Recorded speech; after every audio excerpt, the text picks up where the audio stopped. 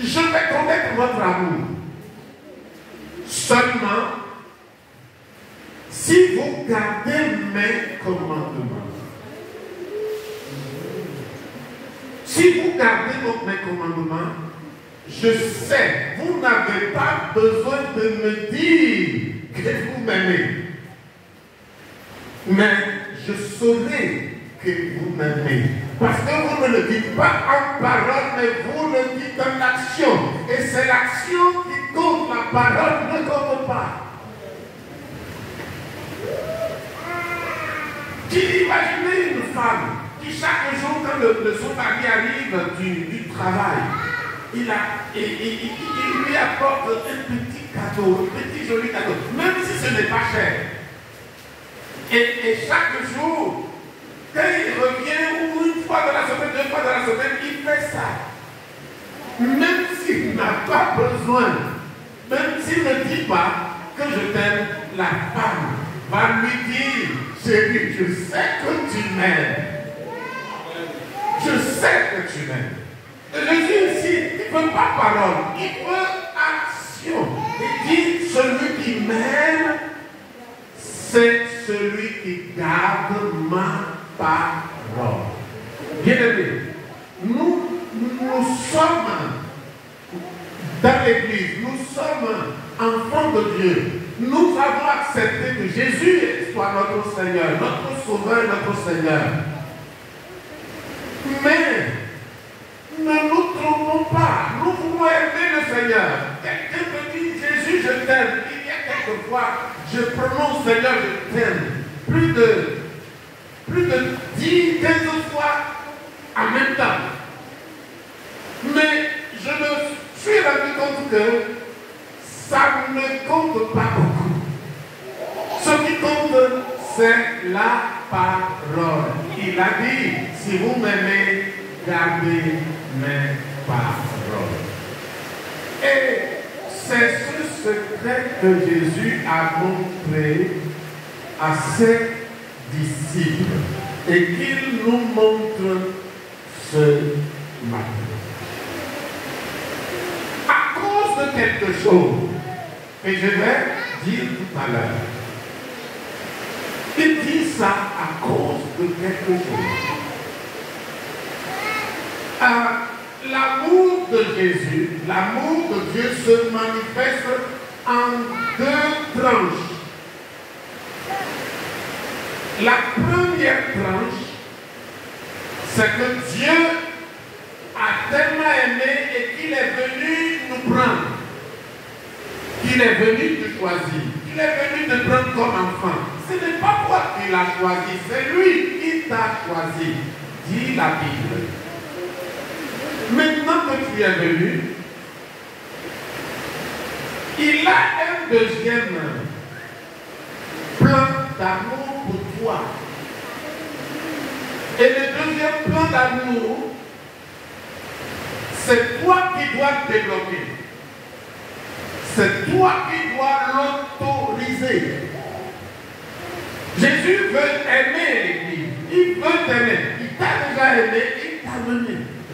Maintenant, la deuxième tranche d'amour est là, mais c'est toi qui dois débloquer cette deuxième tranche d'amour. C'est par quoi la clé pour ouvrir la porte du local où le deuxième amour se trouve, c'est sa parole. Il te dit la clé pour que tu expérimentes la deuxième vague d'amour, c'est sa parole. Et il dit, ce n'est pas compliqué. Garde mes commandements. Garde mes commandements. Et comment nous pouvons garder les commandements de Dieu?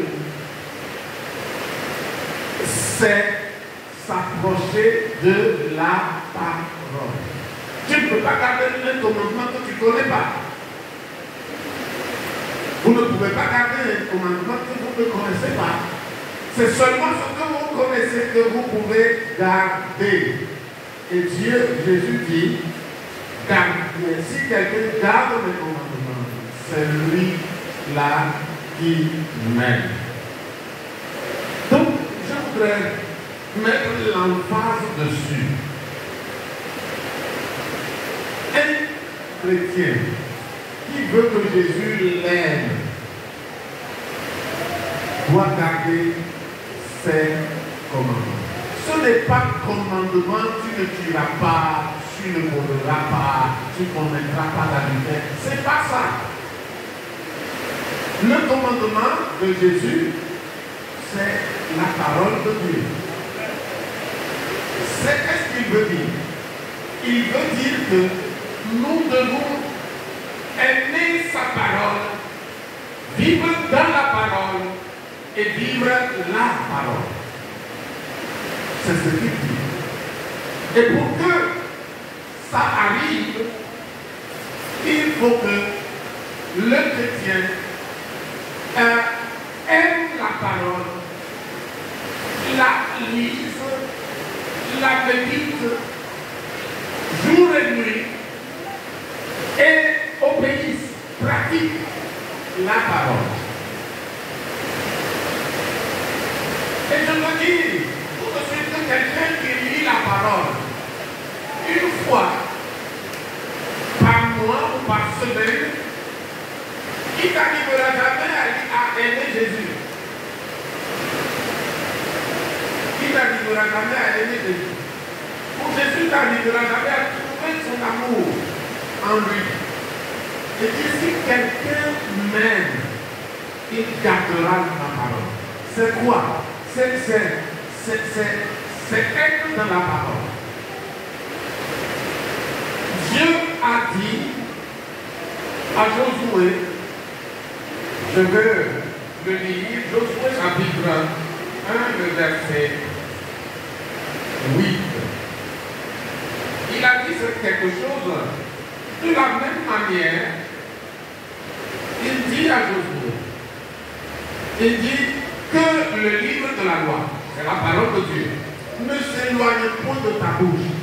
Que ce livre-là ne s'éloigne point de ta bouche. Médite-le. Médite-le jour et nuit. Médite-le. Le mot méditer, c'est répéter à voix basse.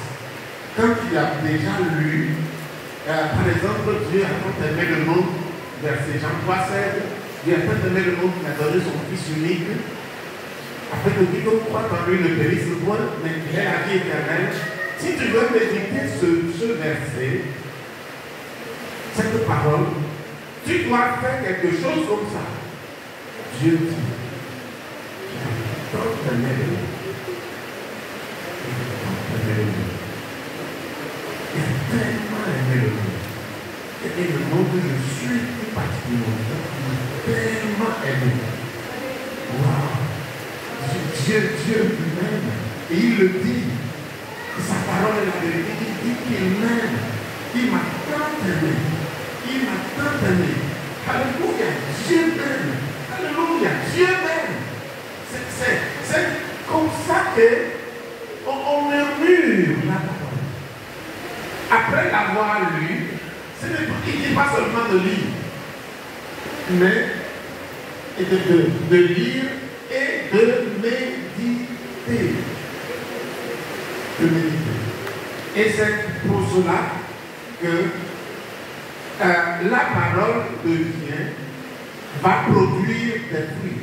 Et il dit, médite et agit. Et quand on médite comme ça rentre dans notre cœur et ça modifie nos actions pour agir fidèlement selon ce qui est écrit. C'est alors que tu auras du succès. C'est dans tes entreprises, c'est alors que tu réussiras. Ça veut dire quoi? Ça veut dire que le succès et la réussite se trouvent dans la parole. Et c'est quand tu commences à la lire, à la méditer et agir selon la parole que le succès va venir dans ta vie. Et donc, le secret est là. Et je retourne à mon passage.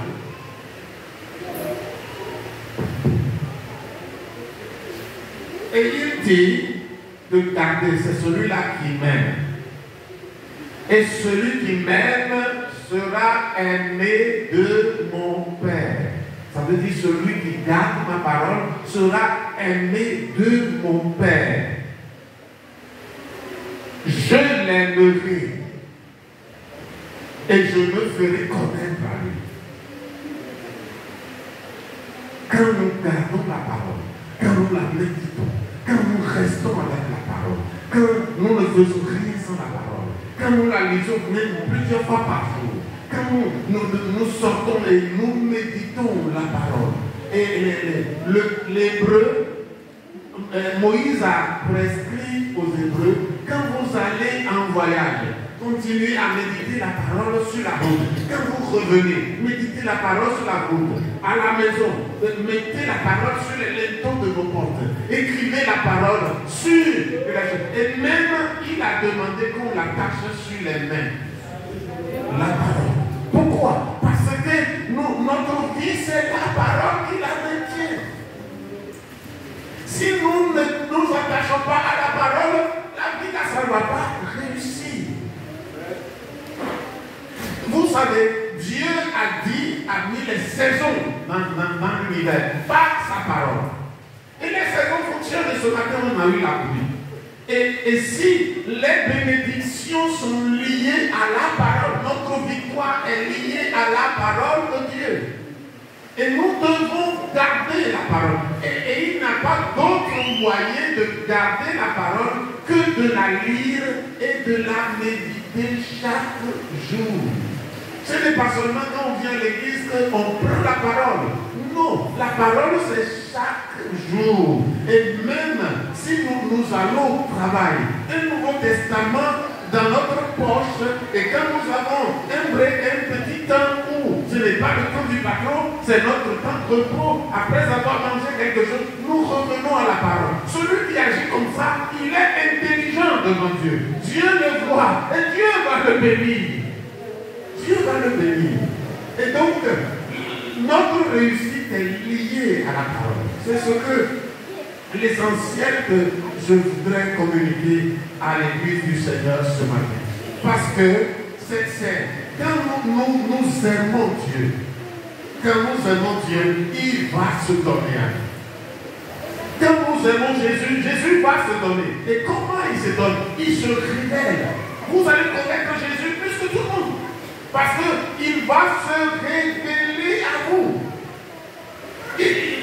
Ne vous posez pas la question, comment va-t-il se révéler? Il sait comment il va se le faire. Seulement, fais ta part.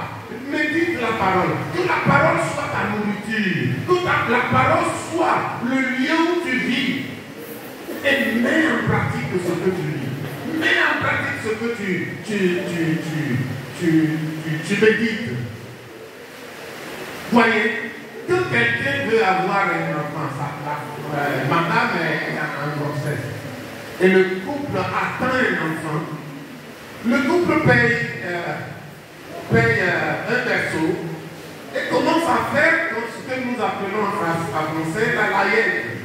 Il commence à faire ça, à acheter beaucoup de choses, parce qu'un bébé va arriver, quelqu'un est sur la route.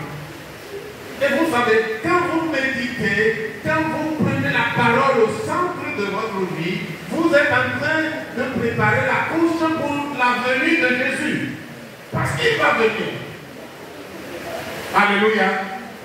Alléluia. Parce que Jésus va venir. Parce que vous êtes en train de préparer sa place. Vous êtes en train de nettoyer. Vous êtes en train d'orner avec la parole. Et il va venir. Il dit, c'est lui-même qui dit. Il dit, mon Père va l'aimer. Mon Père, d'abord, c'est la parole. Et ça intéresse le Père, ça intéresse le Fils. Et celui qui prend cette décision, le Saint-Esprit est déjà avec lui. La Trinité travaille avec lui. La Trinité veut se révéler à lui. Et là, le Père l'aime. Et le Fils aussi l'aime. Dit, mon Père l'aimera. Et il sera aimé de mon Père. Et je l'aimerai. Le Père va t'aimer, mais Jésus va t'aimer.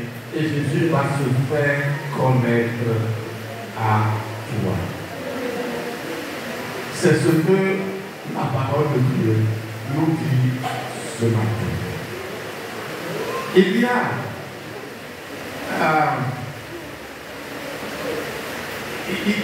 plusieurs manières d'être chrétien. Il y a plusieurs manières et chacun qui choisit. C'est chacun qui choisit comment il va vivre sa vie chrétienne avec Dieu.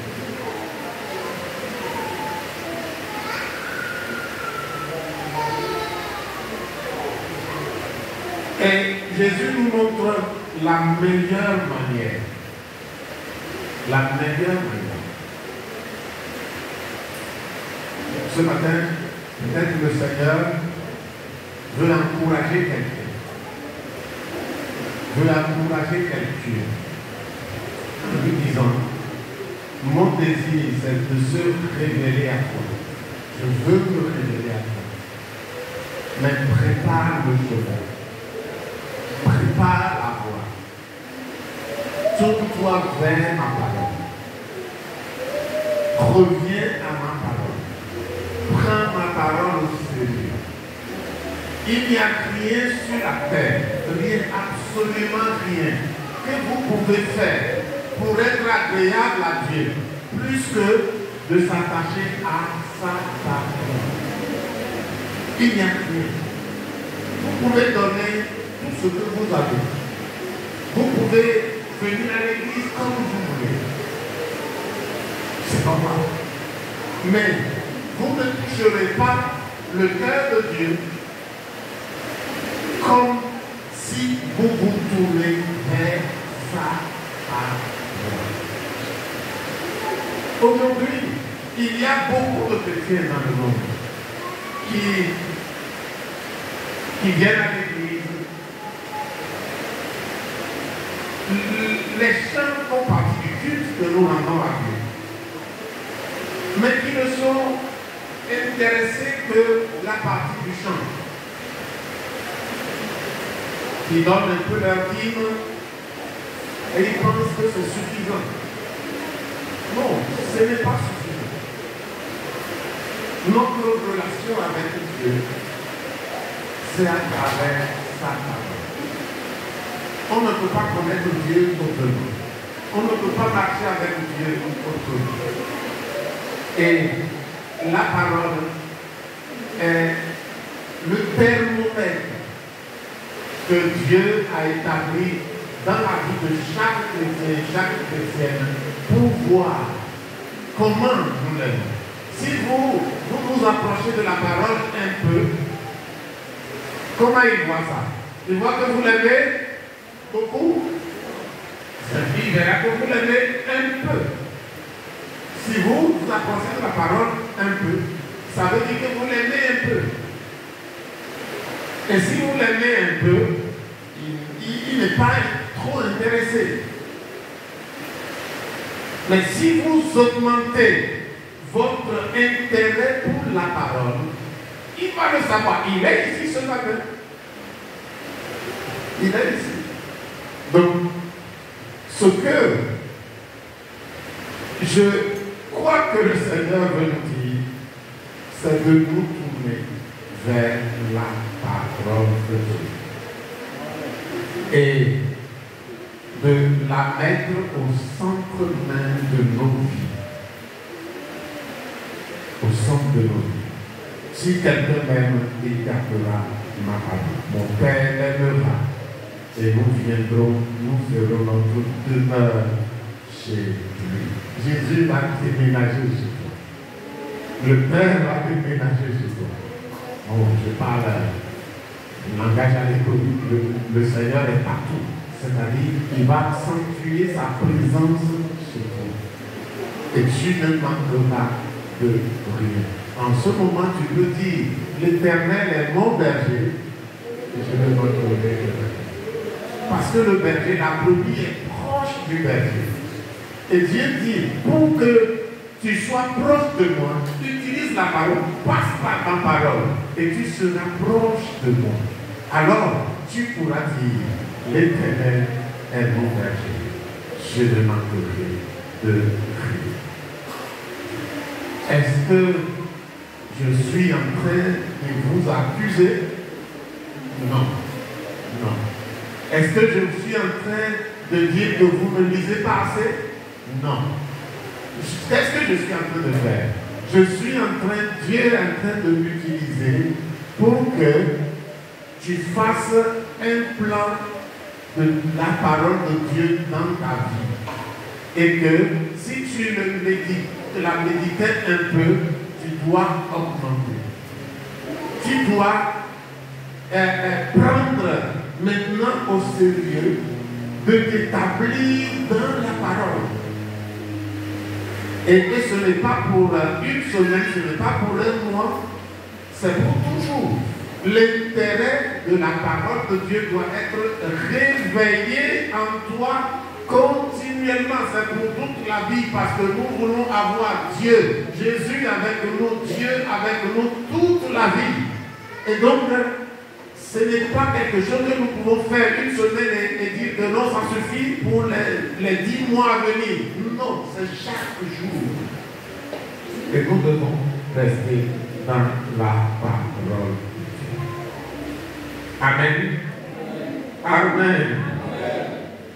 Et ainsi, notre relation va être bénie.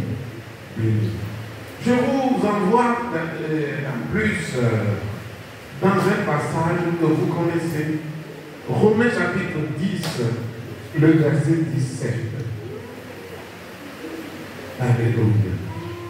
Il est écrit ici, ainsi la foi vient de ce qu'on entend, et ce qu'on entend vient de la parole de Christ. Amen.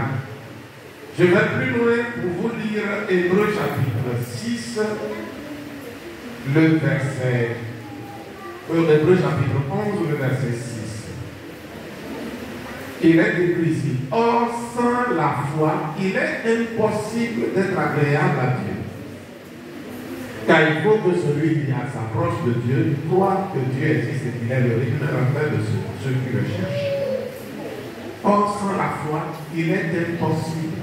Vous voulez être agréable à Dieu? Vous voulez être agréable à Dieu? Celui qui veut être agréable à Dieu dit Amen. Amen. Si nous voulons être agréable à Dieu, il dit, c'est seulement par la foi.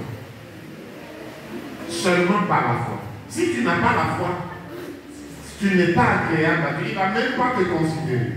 Pourquoi? Parce que c'est la foi, le canal que lui-même il a établi pour entretenir une relation avec quelqu'un, pour répondre à quelqu'un. Ceux qui n'ont pas la foi dehors, Dieu ne les compte pas comme son peuple.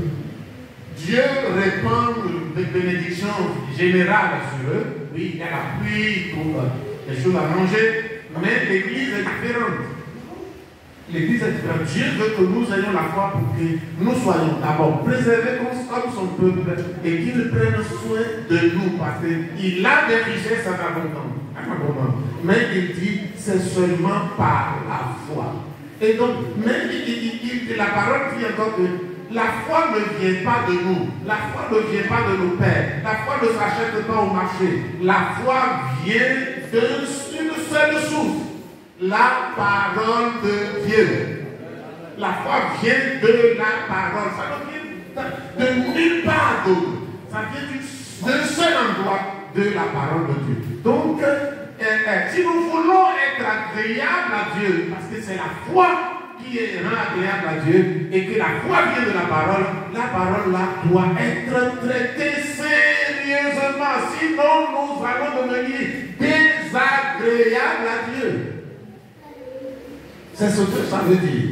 Et maintenant, si la foi vient de la parole de Dieu, alors qu'il se trouve que nous aimons le Seigneur et nous gardons sa parole, nous étudions sa parole, nous méditons sa parole, et notre cœur sera rempli de foi, inévitablement. Et notre relation sera bon avec Dieu et nous serons bénis avec Dieu. Bien-aimés, est-ce que vous comprenez ce que j'essaie de communiquer ce matin? Celui qui comprend dit Amen. C'est notre intérêt pour la parole. Quand tu lis la parole, tu es en train de mobiliser beaucoup de choses en ta faveur. Parce que Dieu trouve que nos dîmes que nous donnons, c'est misérable. Dieu trouve que même les choses que nous mangeons, nous pouvons manger mieux que ça. Dieu trouve que les habits que nous portons, nous pouvons porter mieux que ça. Dieu trouve que les salaires que nous avons, nous pouvons avoir mieux que ça. Mais il nous dit, comment tu peux arriver là? C'est à travers la parole de Dieu. Quand tu lis, quand tu médites, si tu regardes autour de toi, rien ne change. Rien ne change. Les choses, même dans ta maison, rien ne change. Mais quand tu continues à méditer, à honorer Dieu, à méditer sa parole, à prendre sa parole, à lire, à agir, à marcher selon sa parole, le ciel est en train de se mobiliser en ta faveur. Alléluia. Le ciel est en train de se mouvoir en ta faveur. Et donc, ce matin, je ne vais pas prendre beaucoup de temps. Je veux seulement dire que remets la parole de Dieu au centre de ta vie à partir de maintenant. Si c'était au centre, mais si c'était déjà au centre, alors renforce, va plus loin.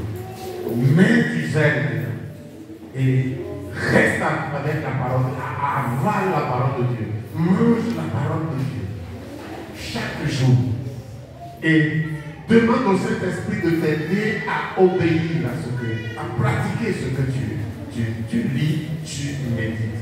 Fais-le sérieusement comme tu le fais, tu feras quelque chose devant Dieu lui-même. Dieu est là et tu fais. Si Dieu est là, que nous savons que Dieu est ici et nous le voyons visiblement, certaines personnes, leur attitude ce matin va changer. Ils vont être bien droits et regardez, ils ne vont pas parler à côté, ils ne vont même pas regarder à côté, ils vont regarder directement pour montrer qu'ils sont sérieux avec Dieu. Mais Dieu est ici. Alléluia. Alléluia. Dieu est ici. Jésus a dit là où 2 ou 3 sont assemblés, je suis au milieu de Dieu est ici. Nous sommes presque 2 ou 3. Mais souvent on ne voit pas la chose comme ça. On ne voit pas la chose comme ça. Et nous péchons dans l'attitude plusieurs fois. Et quand nous nous mettons à lire comme ça, sachant que Dieu nous regarde, sachant que Dieu est avec nous, et nous honorons sa parole, en obéissant à ce qu'il a dit, sachez que Dieu vous regarde et il prépare, il arrange les choses. Le Saint-Esprit va vous aider parce que Dieu aide ceux qui se mettent en marche. Dieu devient la force de ceux qui se lèvent pour travailler. Et il va aider, il va conduire, il va bénir. Alléluia.